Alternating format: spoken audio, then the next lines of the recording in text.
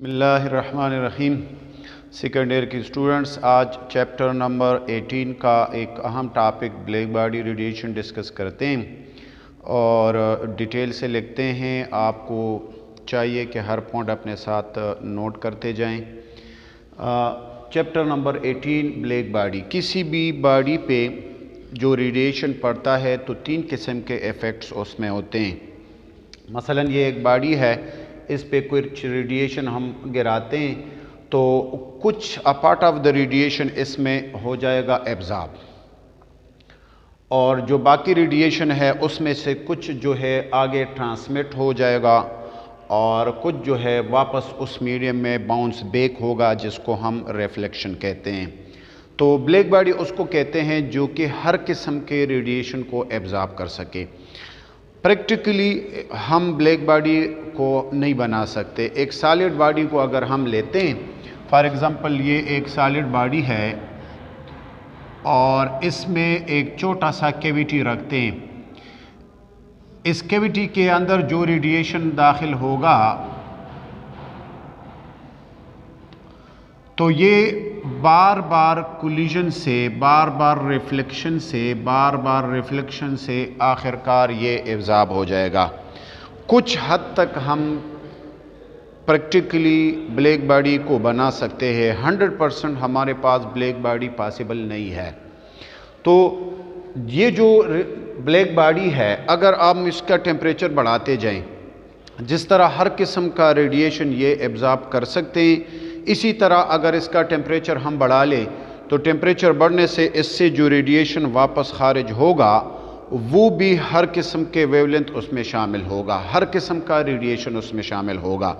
अगर मैथमेटिकली हम लिखना चाहें तो हम इस तरह लिख सकते हैं, the radiation which is emitted by a black body can be written like this. ये वो इंटेंसिटी है जो ब्लैक बॉडी से खारिज हो रहा है, उसमें उस रेडिएशन में जो वेवलेंथ शामिल होगा उसमें 0 से लेकर इन्फिनिटी तक हर किस्म का वेवलेंथ शामिल होगा।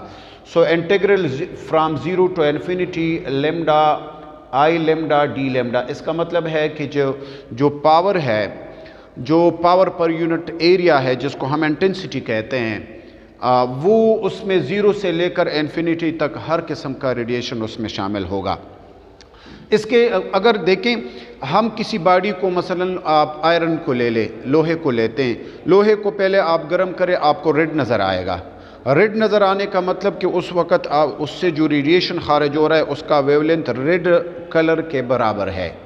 उससे मज़ीद टेम्परेचर बढ़ा ले, फिर आपको ग्रीन नज़र आएगा।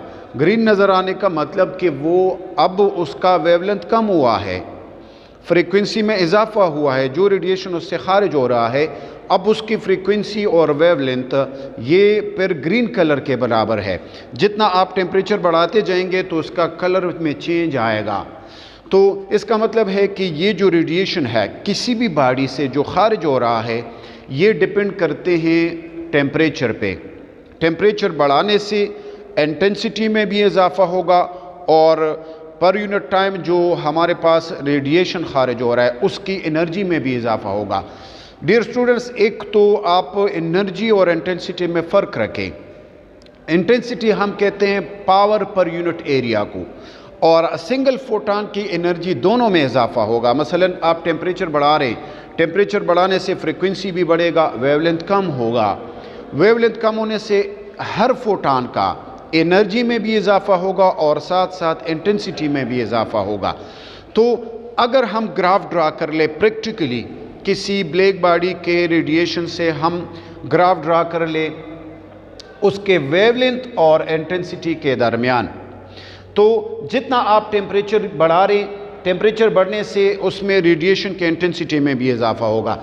अब देखें, चूँकि ब्लैक बॉडी से जो रेडिएशन खारिज हो रहा है उसमें हर किस्म का रेडिएशन होगा, इंफ्रारेड माइक्रोवेव से लेकर गैमा रेस तक, या अल्ट्रावायलेट और वगैरह, विजिबल लाइट, हर किस्म का रेडिएशन उससे पॉसिबल है। तो इसीलिए वेवलेंथ, अगर आप इस तरफ आ रहे, ग्राफ को यहाँ से स्टार्ट करते हैं, अगर आप इस तरफ आ रहे तो वेवलेंथ कम हो रहा है। हमने एलॉन्ग एक्स एक्सिस को वेवलेंथ को रखा है, इंटेंसिटी को एलॉन्ग वाई एक्सिस रखा है। अगर आप इस तरफ आ रहे तो वेवलेंथ कम हो रहा है, वेवलेंथ कम हो रहा है, कम हो रहा है, इसका मतलब है कि जो वेवलेंथ कम हो रहा है, हर फोटॉन के फ्रीक्वेंसी में इजाफा होगा, एनर्जी में इजाफा होगा, साथ इंटेंसिटी में भी इजाफा हो रहा है, इजाफा हो रहा है। एक पॉइंट पे ये इंटेंसिटी हो जाएगा पीक। इसके बाद भी अगर आप वेवलेंथ कम कर रहे हैं तो इंटेंसिटी में कमी आएगी और आखिरकार ज़ीरो। तो इसका मतलब है कि इसमें हर किस्म का वेवलेंथ शामिल है, ज़ीरो से लेकर यानी माइक्रोवेव्स, रेडियो वेव्स से लेकर गैमा रेज तक, इसमें हर किस्म का वेवलेंथ शामिल है। तो ये ऐसा मैथमेटिकल एक्सप्लेनेशन, ऐसा कोई रेडिएशन जिसमें ऐसा कोई फार्मूला जिस पे हम इसको प्रैक्टिकली जो ग्राफ आ रहा है उसको सही एक्सप्लेन कर सके, ये क्लासिकल फ़िज़िक्स और जो मॉडर्न फ़िज़िक्स से पहले सबसे मुश्किल जो टॉपिक था, सबसे मुश्किल जो टास्क था साइंटिस्ट के लिए, वो ये था। अच्छा, अगर हम ग्राफ ड्रा कर लें डिफरेंट टेम्परेचर के लिए, सेम मटेरियल डिफरेंट टेम्परेचर, अगर ये एक टेम्परेचर है 1600 केल्विन, तो ये देखिए ये ग्राफ आ रहा है, ग्राफ इसमें वेवलेंथ कम हो रहा है और इंटेंसिटी बढ़ रही है। ये है वो पीक पॉइंट जहाँ पे इंटेंसिटी मैक्सिमम है। इसके बाद अगर आप मज़ीद वेवलेंथ कम कर रहे हैं तो इंटेंसिटी में कमी आएगी। जिस पॉइंट पे इंटेंसिटी मैक्सिमम है, किसी पार्टिकुलर वेवलेंथ पे ये इंटेंसिटी मैक्सिमम होगा, उसको हम मैक्सिमम वेवलेंथ कहते हैं।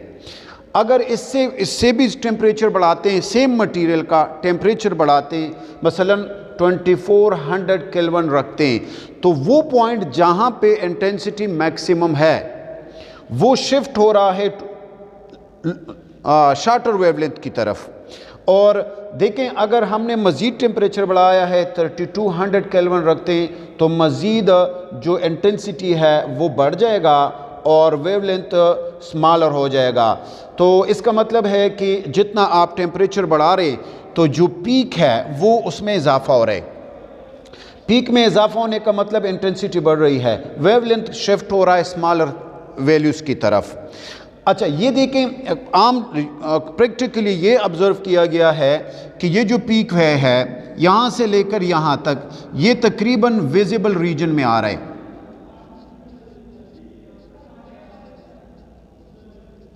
इससे इस तरफ ये इंफ्रारेड, रेडियो वेव्स, माइक्रोवेव्स होगा। इस तरफ जो वेवलेंथ है ये वाला, ये अल्ट्रावायलेट, एक्स रेज और गैमा रेज इसमें हो सकते हैं। अच्छा, तो एक्सपेरिमेंटली प्रैक्टिकल रिजल्ट से जो वैल्यूज़ है उससे जो ग्राफ हम हासिल करते हैं, जो ग्राफ बनाते हैं, वो ये है। ये वेवलेंथ है, ये इंटेंसिटी है। आप वेवलेंथ कम करते जाएं, इंटेंसिटी में इजाफा हो रहा है, फिर एक पॉइंट के बाद वापस इंटेंसिटी कम हो रहा है। एक दूसरा ये कि जितना टेम्परेचर ज़्यादा होगा उतना ही ये पीक ऊपर जाएगा, इंटेंसिटी ज़्यादा होगा। पीक ऊपर जाने का मतलब कि जो एरिया इस ग्राफ के अंडर है उसमें इजाफा होगा, और ये जो एरिया है इस ग्राफ के नीचे, इंटेंसिटी और वेवलेंथ के दरमियान जो एरिया हमारे पास आ रहा है, ये टोटल रेडिएशन जाहिर करते हैं, total power per unit area जाहिर करते हैं। तो जो टेम्परेचर बढ़ाने से एरिया में इजाफा होगा, एरिया का मतलब है कि इंटेंसिटी में इजाफा होगा। एक दूसरा कि हमारे पास जो मैक्सिमम वेवलेंथ है, मैंने पहले एक्सप्लेन किया है, वो वेवलेंथ जिस पे इंटेंसिटी मैक्सिमम है उसको मैंने रिप्रेजेंट किया है मैक्सिमम वेवलेंथ से, वो शिफ्ट हो रहा है स्मॉलर की तरफ। तो मुख्तलिफ साइंटिस्ट ने अटेम्प्ट किया है कि ब्लैक बॉडी की जो रेडिएशन है उसको मैथमेटिकली एक्सप्लेन कर ले, ऐसा डेरिवेशन बनाएं जो प्रैक्टिकल रिजल्ट से जो ग्राफ आ रहा है उस पर प्रैक्टिकली फिट हो। तो मुख्तलिफ अटेम्प्ट के बाद नंबर 1 जो हमारे पास एक साइंटिस्ट है, वीन्स एक साइंटिस्ट था, उसने एक्सप्लेन किया है, और वो कहते हैं कि वो वेवलेंथ जिस पे टेम्परेचर या इंटेंसिटी मैक्सिमम है, that is direct inversely proportional to the absolute temperature. वो वेवलेंथ जिस पे इंटेंसिटी मैक्सिमम हो, that is inverse proportional to the absolute temperature. Or we can write temperature is inversely proportional to the maximum wavelength, or we can write that this is equal to a constant or 1/1 maximum wavelength. इस constant की जो value है वो है 0.0029 metre kelvin, ये आएगा। तो इसका मतलब है कि the product of absolute temperature and maximum wavelength, this is always equal, always constant, and that constant is equal to 0.0029 meter Kelvin, or we can write 2.9 into 10 power minus 3 meter Kelvin. ये attempt था वीन्स का। अगर हम graph draw कर ले wavelength और absolute temperature के मुतालिक, देखें अगर ये वेवलेंथ है, ये टेम्परेचर है, तो हमारे पास इन्वर्स आ जाएगा। या अगर हम ग्राफ ड्रा करते हैं वेवलेंथ और 1/1 टेम्परेचर के दरमियान, तो ये स्ट्रेट आएगा। अच्छा, दूसरा अटेम्प्ट वो एक साइंटिस्ट है स्टीफन बोल्ट्जमैन, उसने किया है कि वो कर्व प्रैक्टिकली जो हमें ब्लैक बॉडी से हासिल हो रहा है उसको एक्सप्लेन कर सके। और वो कहते हैं कि जो energy, total amount of energy which is radiated from a black body, that is directly proportional to the 4th power of the temperature. Temperature बढ़ाने से ये इंटेंसिटी बढ़ता जाएगा और बढ़ना चाहिए, हालांकि प्रैक्टिकली एक ख़ास हद के बाद ये वापस कम हो रहा है। तो mathematically we can write that the energy or the intensity which is emitted from a black body, that is directly proportional to the 4th power of temperature. और प्रोपोर्शनलिटी ख़त्म करने के लिए इधर एक कांस्टेंट लगाते हैं, इसको स्टीफन बोल्ट्जमैन कांस्टेंट कहते हैं, दैट इज़ कॉल्ड स्टीफन